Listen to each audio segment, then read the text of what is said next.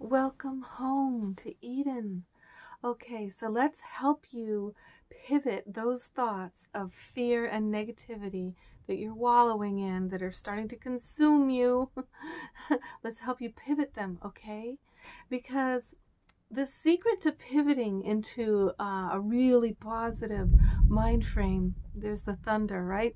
The ominous thunder. It's not denying that a storm is coming or that you're in a storm. No, it's the opposite. It is to take the storm and to understand that divine paradox is always at work in this realm that we live in. So Spirit talks to you in opposites. You will always see one realm starts in one way, means the opposite is about to happen. So Baby Dump comes in with all this selfishness as a president because the time he's actually about to usher in, because of all of his nasty hatefulness, a time of complete rebellion worldwide. You have three of him that have incarnated. It's the same spirit in Brazil and in Boris Johnson and Baby Dump in the United States. They're all the same spirit that came actually as a tyrannical baby child spirit to throw enough tantrums to wake everybody up into rebellion and into action.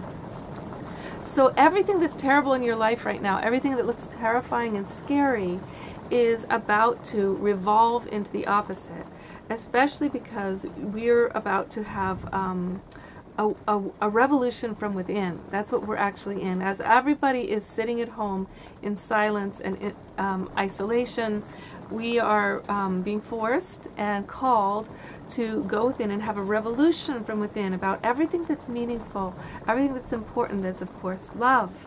The only thing. That's what we come to. When we're in isolation, we come to our loneliness and our longing for connection and love and nature and dancing and the arts and music and painting and everything that makes the heart feel, and sexuality and beauty and feeling alive, right? So keep in mind, where there is paradox exists the divine, and that Spirit speaks in opposites, okay? Here's a good example. A woman friend of mine has this beautiful little child, and she's been asking her community for help because she's a single mom, and she's been really good about reaching out, saying, will some people volunteer to help me once a week so I can breathe and go dancing? Will anybody volunteer so I can go to my therapy appointment? I mean, she has been so clear, and her community has failed her. So after months and months go by with no one helping her, she'll explode into doing something. Well, she's got a really intense little kid, and her little boy is in that stage where they test boundaries and they try to, find out if anybody will ever stop them. And so he'll do things like running across the street in traffic, and of course she'll do like a mother does. You freak out when that happens. You shake your kid, you yell at them, or maybe you whack them. You say, don't you ever run across the street again? Or maybe you just hug them with all your might. But everybody gets into a desperate situation when their kid starts to do dangerous things. It's a heightened moment of response, right? So she was caught on camera in two of those times where she had no help for months and months on end, at her wit's end, and the kid knew he had her wrapped around his little finger and was doing really naughty things, and she was just trying to figure out, how can I stop him from running into traffic, right? So the kid's taken from her. First he's taken from her once, and she proves to everybody what an incredible mother she was, and that wasn't really she wasn't beating her kid in private or anything like that. She was just really trying to give him boundaries and discipline and needing more help with that. But it happens again with the whole community failing to help her once again, including the father of her child. No money will he send. No, he won't show up to help her. Her family just all being like, we helped already, we're done. And she's all alone in a world where we know it takes a village to raise a child, right? So why am I telling you this story? Because in her situation, she ends up in all these things that you think are terrible, right? The child is taken, he's brought to the father, who has been abusive in the past. She's put in jail for because she was seen whacking him on the head, like, you know, don't you do that. Okay, I don't believe in spanking. I actually never did that to my own child in her entire life. But I have seen really wild little boys who want something intense to happen. They're pushing every boundary so they can see if somebody will stop them. And I have seen families, you know, come to their wits' end where they give a little spanking, or they put them in a room without their cell phone, or whatever you have to do. I'm really all about you just take away the thing that they want, and you make them do timeouts for 5 minutes, you know. But I don't blame parents when you get into these situations where you're trying to wake up a kid who's on a suicidal bender, and you have to stop them. So anyway, she ends up in jail, and all of this seems so terrible, right? But this is the way the universe is. It works in paradox. What happens is the father wakes up for the first time about how much he's let her down, and he's let his child down. The child is taken out of a city that is full of the COVID virus and put into the safe countryside. The mother is given the rest she's always needed. And while she's in jail, she actually is given boundaries and discipline that she really, really helped her to organize herself, to have food for her being given to her for enough days in a row where she could reestablish her body, because she had been under so much stress trying to do everything alone. She wasn't even eating, you know. So suddenly there's an outpouring of love for her because everybody realized they let her down, and they know she's a great mom, you know. And they know her, and they know the kid is a real boundary tester, you know. So here it is for you, darling. It's a paradox. It looks terrible, but your situation is about to change into amazing directions of blessing that you cannot even fathom at the moment. They seem so impossibly remote, but the money in your bank account, it's coming. The friendship, the relationships, everything that looks one way right now is about to pivot and revolve the other way, okay? So what you just need to do is, instead of getting identified with the crisis, I want you to pivot your mind towards where you would want it to go, if it could go to exactly where you could only dream would be the very best thing, okay? Miracles are within the catastrophe, okay? There's such a thing as, it's called the right disasters, okay?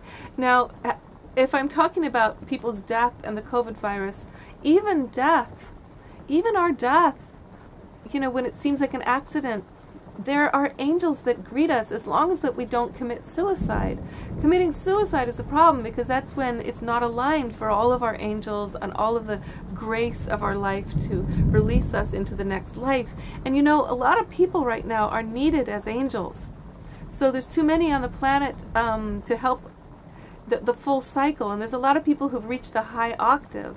And so that when they die, they're being brought to another dimension of their creative ability to be in the story in a whole different way. This is my belief from a death experience that I had. I died in my sleep once, and I got to see that this world that I'm so attached to. I love the trees and the water and the wind and the sun, and what really bums me out about the thought of dying is not getting to be able to feel the earth and the plants again. I would miss them so much, the ocean.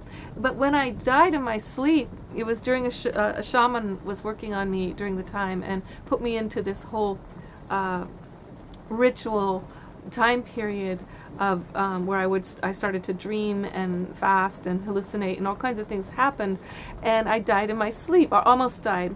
I went to the other world. I went through a window into the other world, and what I found was that the fire was 100 times more alive. The sun was 100 times more alive. The wind was hundreds of times more alive. The plants were hundreds of times more alive. And I realized the earth, all of it, there are there are other dimensions of each of these deities, of Goddess Ocean, of the moon. We see this one little dimension of the 95%. Here comes that. This is talking with me now. We see only 5% of the of this realm, right? And we know that 95% is unseen. Well, that's the way it is for all the plants that are existing, all of the animals that are going extinct. They actually live in other dimensions. There are much bigger dimensions of the spirit of fire, of the spirit of water. Water, we know now, births stars, right? So this is one dimension we get to know those entities, those beings from, and we see just the rind of it here, and it's amazing and beautiful here, and we don't want to leave here. We love it. But there's other dimensions of you. And so in this time period, if you will just like align yourself with meditating, okay, and pivoting your thoughts into the where there is paradox exists the divine, the understanding that everything going on is about to pivot into humans finally waking up into why we're here, what this life is meant to be about. Love, of course. It's just one thing, just love. So my prayer is always, please, Goddess, help the humans to help each other. Help them to help each other. Help them to help themselves by understanding the wildness of this story, speaking in paradox riddles, okay? The opposite is coming, darling. But when blessings come, that does not mean a bad thing is coming. That's important to realize. Blessings are really the state of well-being that everything exists at the divine level. It's well-being. But it's not a static well-being that's just like, oh, happy.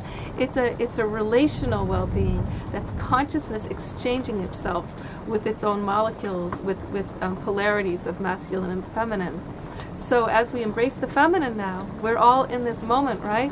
We're just praying and we're in silence because of COVID virus.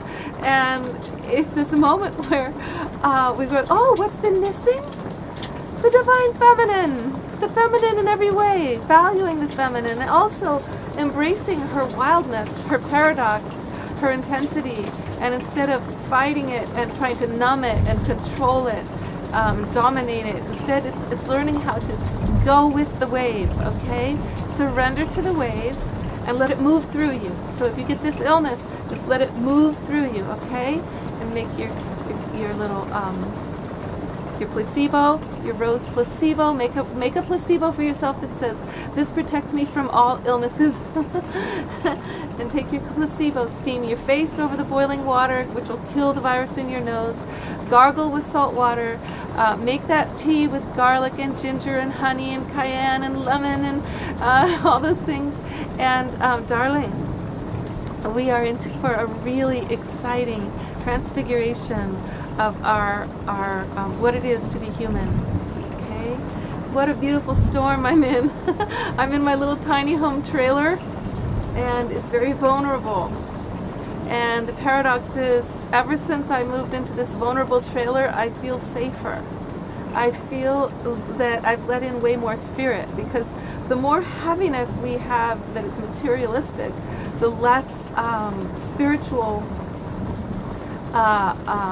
vibration we have room for, right? So I love you. I love you so much. I know you're going to be okay. Whatever way it goes, even if it's your time to go, you're going to be more than okay. You are in this moment. You are here on this planet at this time of absolute transfiguration and ushering in the higher consciousness that we're capable of. Okay? Here you go. It's happening, love.